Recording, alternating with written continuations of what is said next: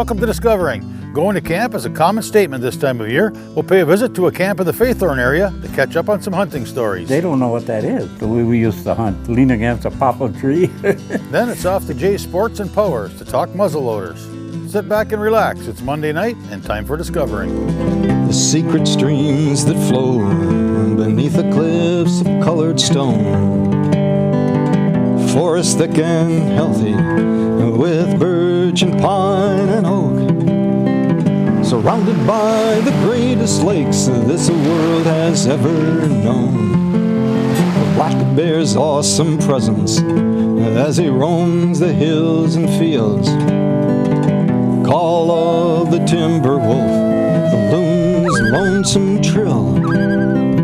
The eagle soaring high above, the trout lies deep and still. These are what I treasure, the only way I measure feelings that I have for this fine land. There is so much to discover when you're a long-time lover of northern Michigan.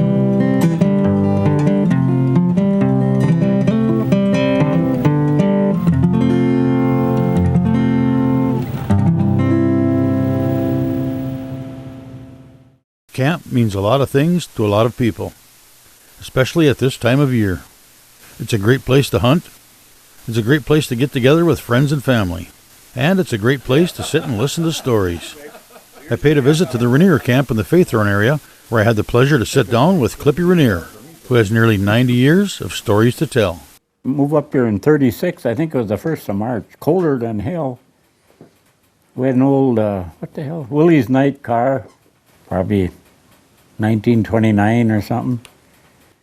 And it was my dad and mother and we had 9 kids. My dad and mother and 7 kids in the car, all the way from Jefferson. We were freezing our ass off. Remember, we got the end of our driveway, because there wasn't a county road then. And the old guy that owned the place, he was coming down the hill with the lantern. There was nothing in the house, just barely a fire. And I remember I slept with Martin Deakus that night. He was about 6'7", weighed about 200, 300 pounds. If he'd have rolled onto me, I wouldn't be here now. You know? I never forget that. And Joe come up with the furniture, and we had a team of horses. And one of the horses was going to have a colt. And when the train stopped and jerked, she fell down and died anyway.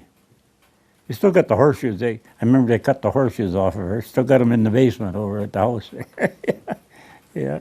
My dad bought this rifle from an old neighbor for 8 bushels of corn. And we brought it home, and the boys couldn't hit nothing with it. So one old timer said, "You saw the barrel off a little bit." He said, "That'll help." So Orf sawed about 4 inches off the barrel, and he sawed the magazine off, and he filed the sights back in. It wasn't too good, but we could knock the porcelain off a piss spot at 20 yards or 30 yards. That was good enough, you know. Yeah, he shot this, I think it was about the maybe 3rd day of season in 1944 it was. He was posting right over here, maybe 1/4 of a mile. And the buck come running down the big side hill he was sitting on. And he shot it in the neck, and down it went. And another one come and jumped right over top of it, and he shot that one. And he seen it flinch, kind of. And we looked and looked and looked, but we couldn't find it. And about a week after, an old neighbor was making a drive through there, and they found it. It was a great big 12-pointer. That must have been the same twins or something of this one. You know, they were both really big. Yeah. How often does that happen, eh? He had an old 30 Remington pump. Used to jam all the time. About the 3rd shot, I'd always jam. We always went over to Chris Berger's camp on maybe the 2nd Saturday of season. He always made the venison stew was the best I ever ate, you know. But the night before we seen him at the Broad Axe, he said, "We got a problem." He said, "I haven't got no meat." Well, my brother Orv said, "That's no problem. We'll make a drive in the morning. We'll get some meat." So about 5 of us, they come over to the farm and let's go make a drive and get some meat. So I took the meat saw. I didn't have a gun. What the hell are you doing with that meat saw? Well, I said, we got to get him some meat. We'll cut a hind quarter off and take it over there if we get one. Sure enough, we drove that little driveway swamp by our road there, and they got a doe, and we hung it up, and I sawed the hind quarter off. And we took it over there. We wasn't going to let a little lack of meat ruin our party, you know. So that's the way that went. So we had a party that night anyway.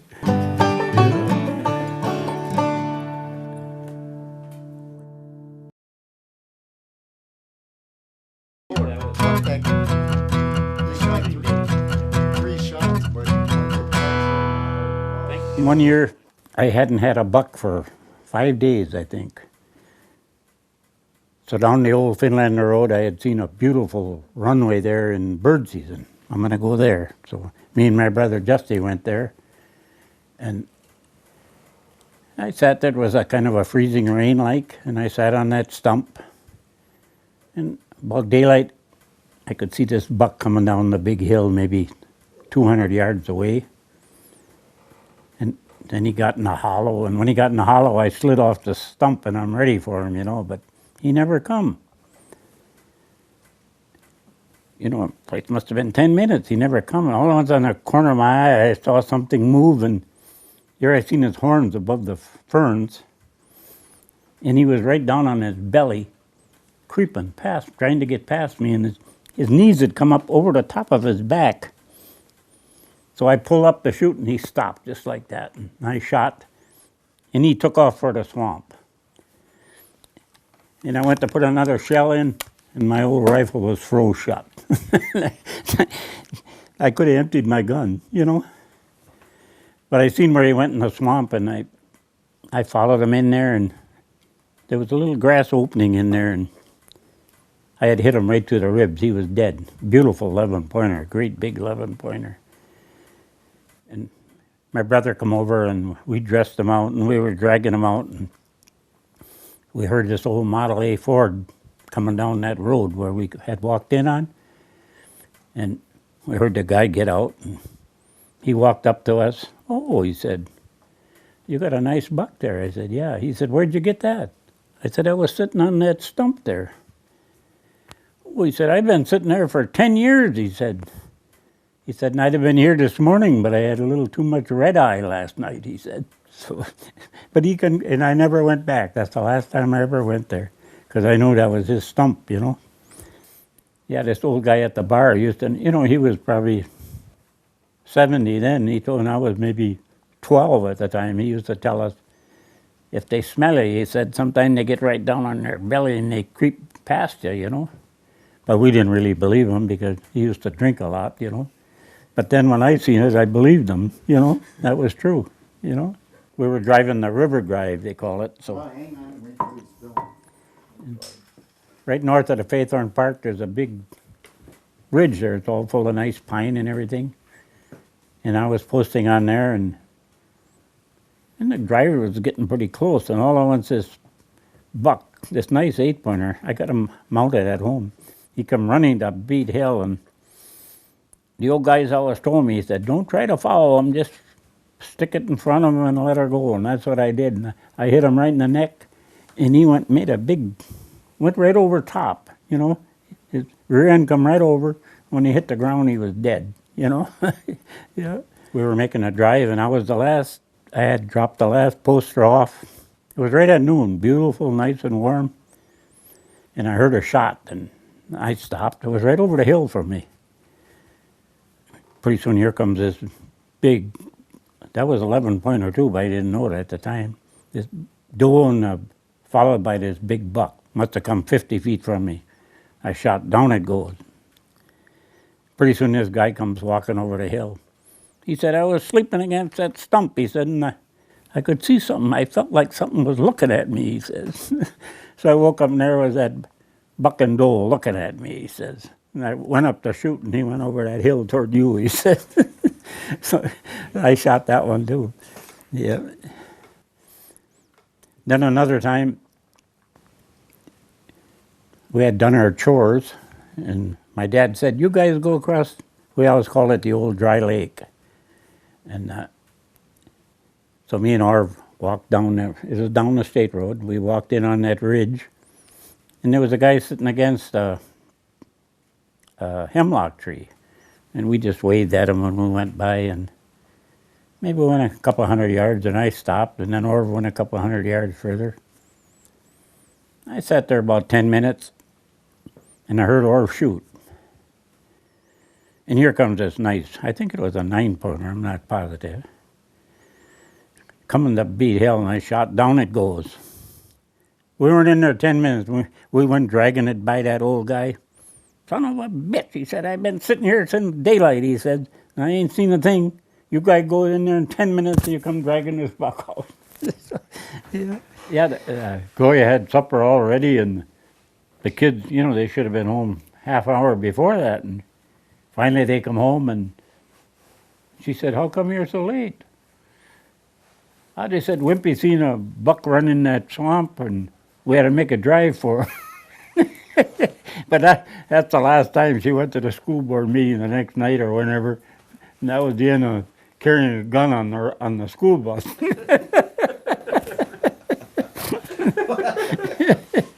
was a school bus driver. Yeah, he was Wimpy's on was a school bus driver, yeah. Well, he'd see a deer in the field, and he'd put the gun out of the school bus window, and you know how Sally was. She'd always try to scare the deer away, and Wimpy get mad at her from scaring her.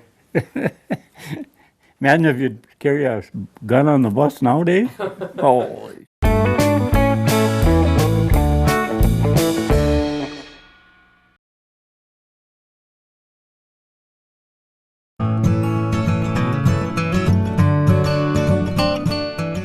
In 41, I was 14, but I was probably hunting a couple of years before that, making drives and stuff, you know.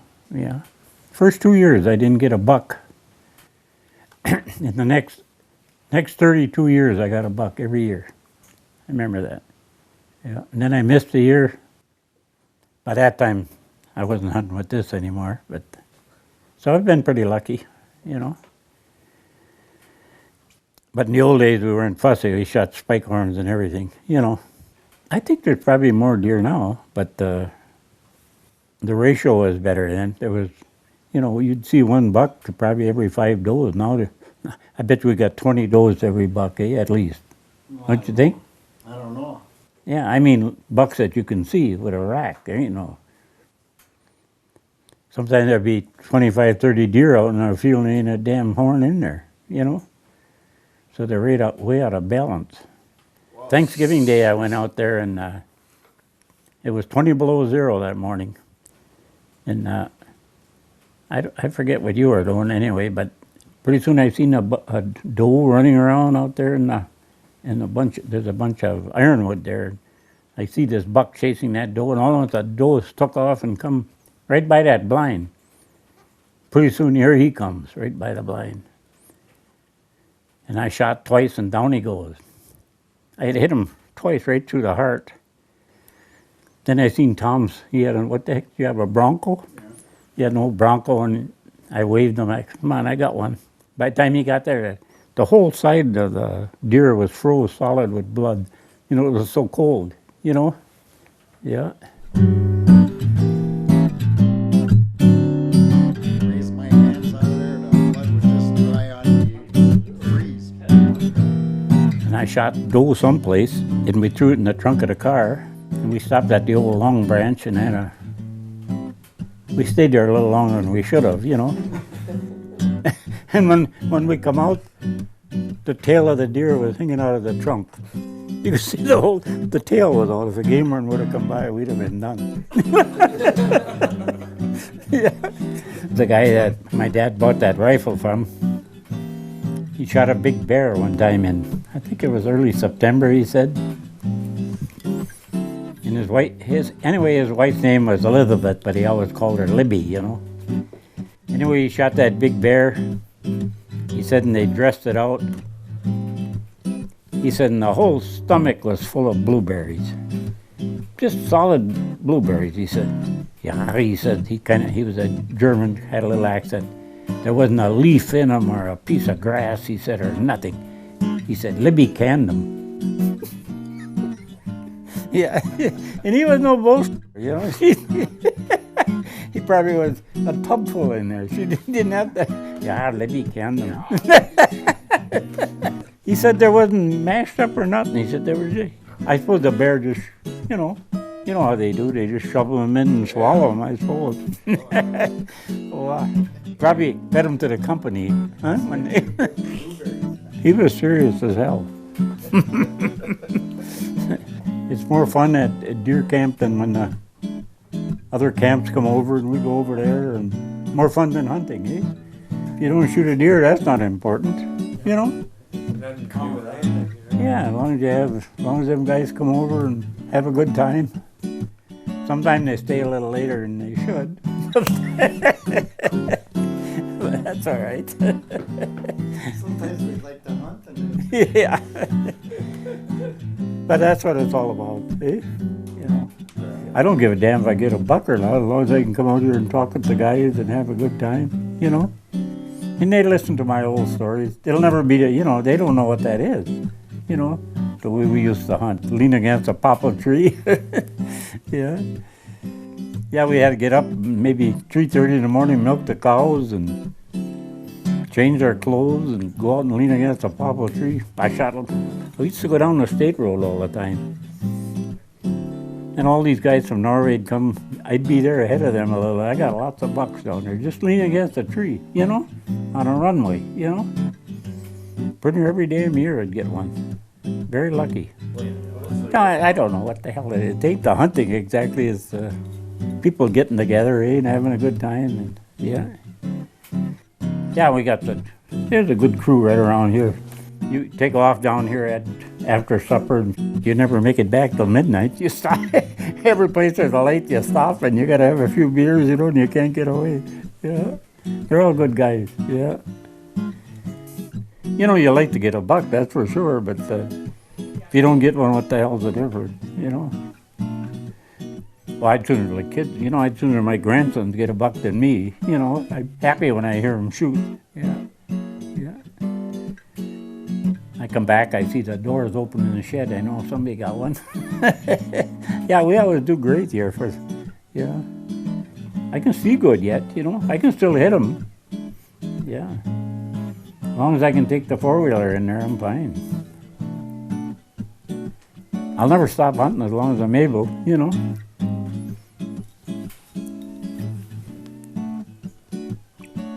I love my old 742 with that 3-power scope. You know, nowadays they got scopes that big around, eh?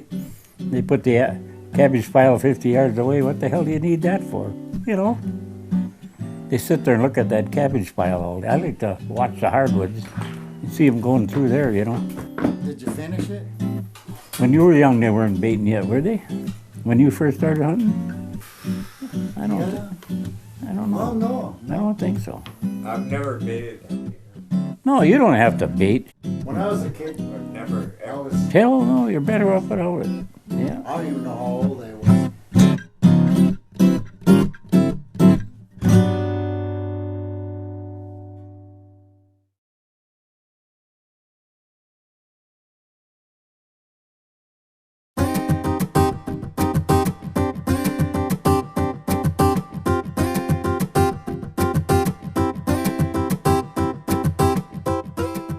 As the regular firearm deer season comes to a close, we look forward to the upcoming muzzleloader season.